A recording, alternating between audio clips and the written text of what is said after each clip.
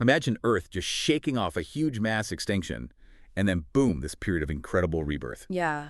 That's where we're going today in this deep dive. We're looking at the Silurian period. A really transformative time, roughly 443 to 419 million years ago. Right, and our goal is to really unpack what made it so pivotal. The climate warming up, life moving onto land. Exactly. It's a period of massive shifts. You've got climate stabilization, seas rising like crazy, and this explosion of jawed fish.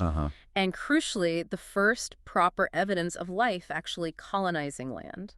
And you really can't talk about the Silurian without mentioning what came right before it, can you? That Ordovician Silurian extinction. Oh, absolutely not. I mean, that event wiped out up to, 85% of marine species? It was catastrophic. So the big question is, how did the planet not just, recover, but actually thrive after something like that? Well, it's fascinating. The rebound was surprisingly quick. The climate globally started to warm up quite a bit, became much more stable too as those massive late Ordovician glaciers melted away. Okay, so the melting glaciers were key. Definitely. And that meltwater caused sea levels to rise dramatically. We're talking maybe 180 meters higher than today's levels. 180 meters. Wow. That must have completely changed the coastlines. Completely. It created these huge, shallow inland seas. Think about early Silurian Ohio, for example. Ohio. What was that like? It wasn't landlocked like now. It was actually a warm, tropical, shallow sea. Huh.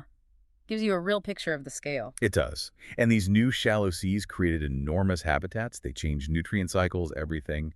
Really set the stage for life to bounce back. So while the seas are rising, the continents themselves aren't staying still either, right? Not at all. Tectonic plates were slowly shifting. You had the supercontinent Gondwana drifting over the South Pole.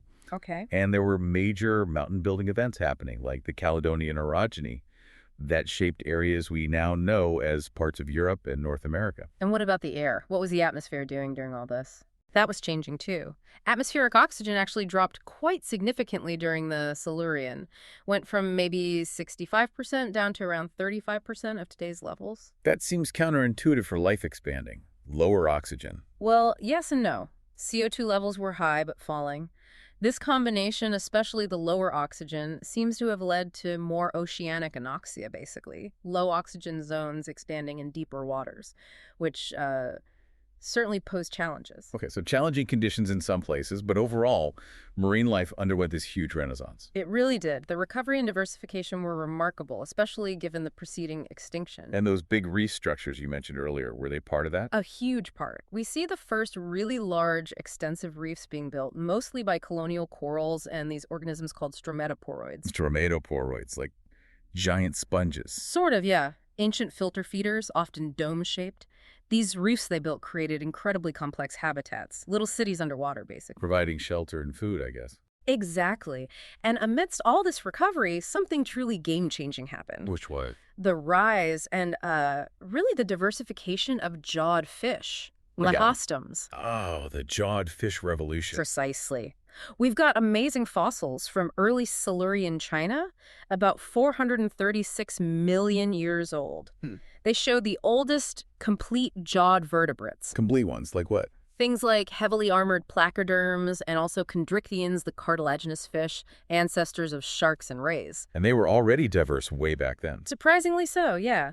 Which tells us their origins likely go back even further. But in the Silurian, they really took off, changing the whole marine food web, a big contrast to the jawless fish that were declining. Having jaws must have been a massive advantage. Oh, enormous. Much better predation, ability to eat different things. It just opened up so many ecological niches. And besides these new fishy predators, what else was swimming or crawling around? Oh, the seas were bustling. You had crinoids, sea lilies flourishing, forming these amazing underwater gardens. Yeah. Lots of brachiopods, too. And, of course, the eurypterids. Sea scorpions. Yes, the scary ones. They reached their peak diversity then. Some were huge, definitely the apex predators of their time. Okay, so the oceans are buzzing. But the Silurian is also famous for life taking its first steps onto land. That's huge. Monumental, really. We get the first clear fossil evidence of land colonization, starting with plants. What kind of plants? Like trees and flowers? Oh, nothing like that yet. Much simpler. Think of plants like Cooksonia. Tiny little things. Cooksonia, right. They were early vascular plants, meaning they had basic internal plumbing for water. But no real leaves, no complex roots. They just grew along the water's edge. Just getting a foothold, literally. Exactly. A crucial first step for everything that followed on land. And once the plants were there, did animals follow quickly? Relatively quickly, yes. We start seeing the first land arthropods. Things like millipedes and some early spider-like creatures, arachnids and trigonotarbid's. Following the food, I suppose. Pretty much. By the late Silurian, they seem to have become fully terrestrial. And you mentioned oxygen levels were lower earlier. Wasn't oxygen important for moving onto land? The ozone layer and all that? Good point. While overall levels might have fluctuated, the trend towards increasing oxygen over geological time was vital. Enough oxygen allowed the ozone layer to build up, shielding life from harmful UV radiation. Okay, so that protection was developing. Yes. And here's a really cool piece of evidence. The late Silurian gives us the first fossil charcoal. Charcoal from wildfires. Exactly. It means there was finally enough oxygen in the atmosphere, maybe around 13% or more, for things to actually burn, the first wildfires. Wow, that paints a picture. So wrapping this up, the Silurian really feels like a critical bridge period, doesn't it? Absolutely. It transformed the planet's climate, reset marine life, and crucially saw life gain that first tentative foothold on land, setting the stage for, well, everything that came after. When you think about it, those ancient changes, the fish developing jaws, those first simple plants, they genuinely shaped the world you live in today. They really did. Every ecosystem, every animal, even the air you breathe, it all connects back to these deep, deep evolutionary milestones laid down hundreds of millions of years ago. Makes you wonder, though, what secrets might still be buried back in the Ordovician rocks? Could some of these Silurian firsts actually have even earlier origins we just haven't found yet? That's the tantalizing question, isn't it? There's always more to discover. A thought to perhaps ponder until our next deep dive.